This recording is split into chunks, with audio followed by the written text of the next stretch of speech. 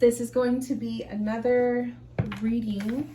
We're going to be doing a fall equinox reading since today is the fall equinox, and I thought that this would be such a perfect time to just sit down and enjoy a tarot reading with you guys. So I'm going to be working with a couple of the decks here. I'm going to be using the Happy Halloween Tarot, the Seasons of the Witch, and the Vampire Tarot.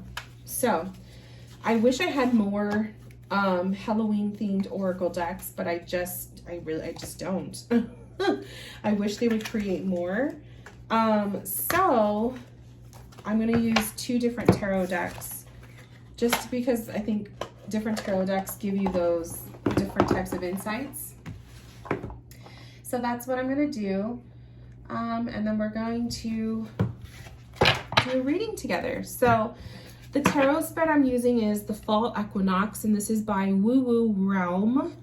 So you could find Woo Woo Realm on Instagram. But this was a tarot spread that she posted not too long ago, and I thought this would be so much fun to do a reading with you guys. So let's go ahead and let's go ahead and just like open ourselves up to message first. So what I want you guys to do is close your eyes. I want you to focus on just the energy of stepping into the fall season, the energy of stepping into a brand new season. This is a time of inner work. This is the shadow time of Mother Earth. It's a time of harvest and a time of letting go and a time of rest. So just take a moment to feel that beautiful energy of fall season, spooky season. And I want you to bring up yourself in general to receive a message today. If you have a specific question or a specific need for guidance with, you could bring that up, but just merely open yourself to receive message in general. So I'm going to go ahead and pull the cards first before we jump into the reading. So it's a 4-card spread.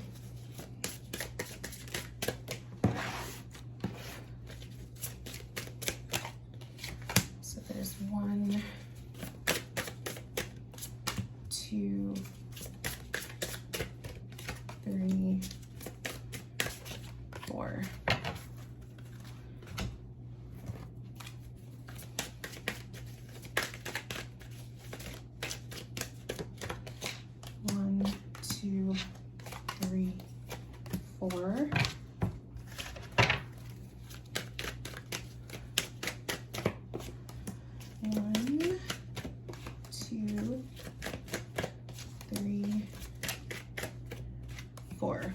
Perfect. Okay. All right, you guys. So number 1, what needs to shed from my life? What needs to shed from my life? So we have ritual. And this says, can you feel them? Wild creatures linked by the very blood you will spill into your craft. A ritual of dedication to self. And those who gazes hold fire, but whose whispers carry you softly through the unknown. That's number 33. So I'm definitely going to be using the guidebook for this, but we also got the Page of Swords and the 8 of Wands, or the 8 of Broomsticks. So ritual, number 33.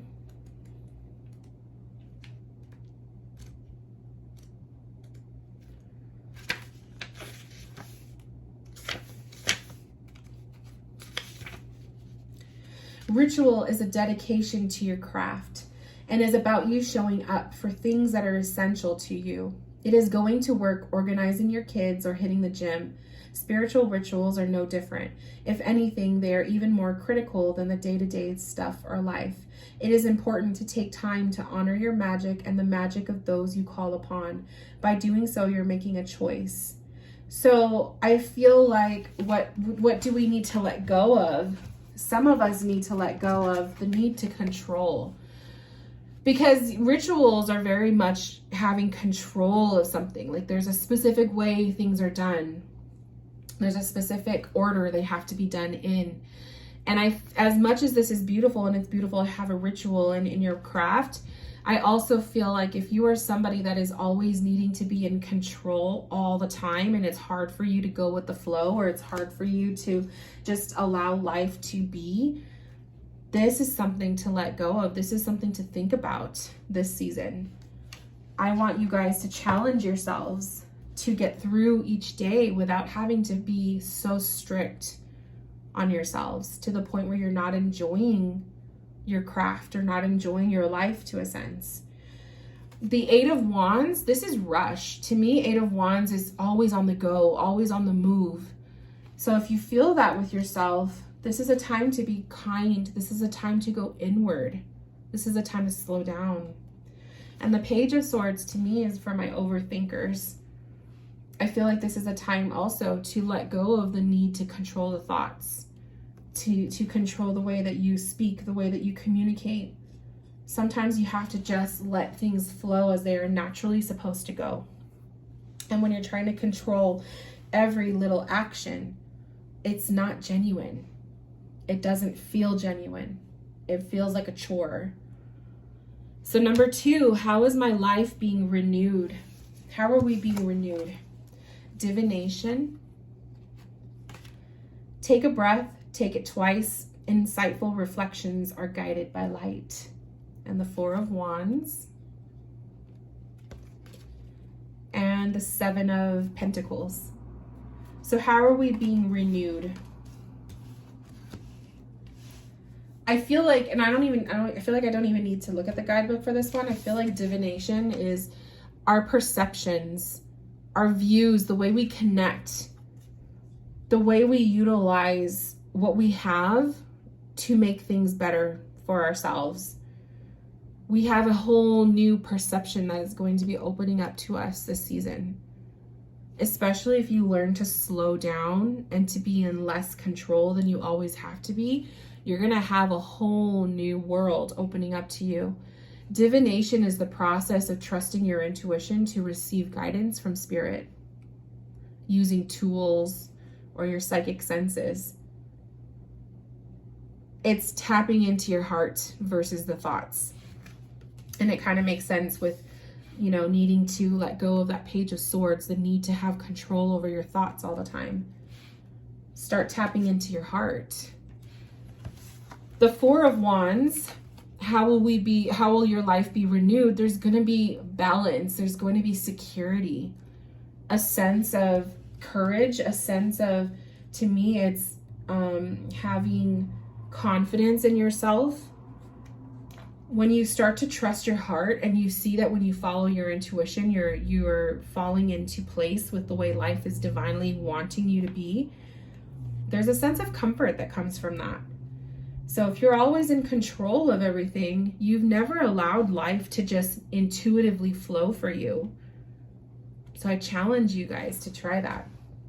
And then the Seven of Pentacles is very, to me, it's the energy of finding things to do, but even finding things to do with nothing, if that makes sense. Allow yourself to have a day where you just be bored, where you just do nothing. I love the image of the cats, because the cat is literally just playing with the pentacles. The cat is merely enjoying itself, having fun carelessly. There's no laundry to be done. There's no list of to-dos. You're just enjoying life. And I feel like a lot of us need that. A lot of us need this. So that's kind of like a fresh breath of fresh air to see that. So I love it. Number 3, what needs to be preserved? The Broom. What dreams may come from what you seek. Make room, make way, a clearing need be. I love this card. The Lovers. And we also have the Two of Brooms, or the Two of Wands. So what needs to be preserved this season? Your relationships, the ones that are most important. When the broom comes up, it's symbolic for sweeping away or cleaning, right? You're cleaning out the dust. You're cleaning out what isn't supposed to be there anymore. And once you've done that and you've like wiped away, you know, the people, the things in your life that are taking up space, then you really get to see who or what is most important to you right now in your life and your connections with those people. Preserve your connections with the people in your life that mean the most to you, that are most important, and let go of the ones that are causing stress, that are maybe causing you to feel like this, right? The Two of Wands to me is tight connection. Look at the way the brooms are connected to one another. They're literally intertwined, and then they make a little heart at the top. What needs to be preserved here is your connection with people who are most important to you. Preserve those relationships, preserve those friendships, preserve those connections, and get rid of the ones that are causing problems. That's definitely going to be a big theme this fall season for many of us.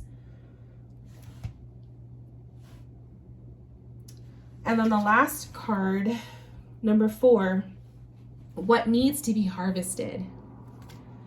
Ooh, I love this. Intuition. Intuition. You hold the answers. You know the truths. Ancient ones await behind the doors of the mind. You guys, your intuition needing to be harvested is telling me that we're not paying enough attention to it. It's overgrown. It's like our third eye is just so impacted. It needs to be harvested. We need to utilize it. This season, learn to make your choices. You live your life based off of your intuition. Where I feel it in the heart. Some people feel it in the heart, the stomach. Use your intuitive senses to lead you this season. 8 of Wands. 9 of Cups, or 9 of Elixirs, I guess this would be called. So what needs to be harvested? The 8 of Wands to me, how do I see this?